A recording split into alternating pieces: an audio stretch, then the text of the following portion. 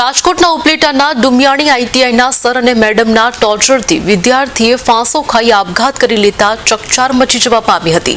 Madam અને સરના લીધે જ હું આત્મહત્યા કરું છું, એને સજા મળવી જોઈએ તેવો વિડીયો બનાવી ઉપલેટાના 19 વર્ષીય યુવાને મોતને વાલ કરી લેતા હવે ઉપલેટા પોલીસમાં બંને શિક્ષકો સામે મરવા મજબૂર કરવા સહિતની કલમ હેઠળ ફરિયાદ નોંધાઈ છે।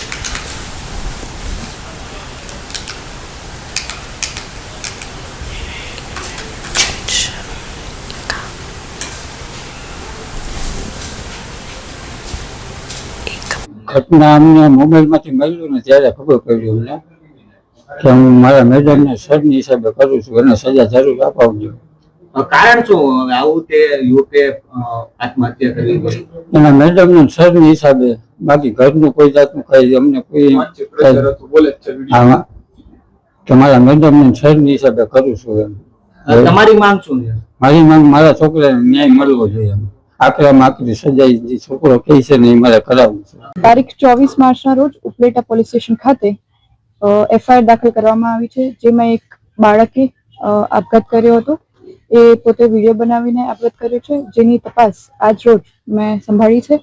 એ વિડીયો અને અન્ય બીજી કોઈ તપાસ જે ફ્યુચરમાં ખુલશે એ વિશે આપને ફ્યુચરમાં જાણકારી આપવામાં આવશે।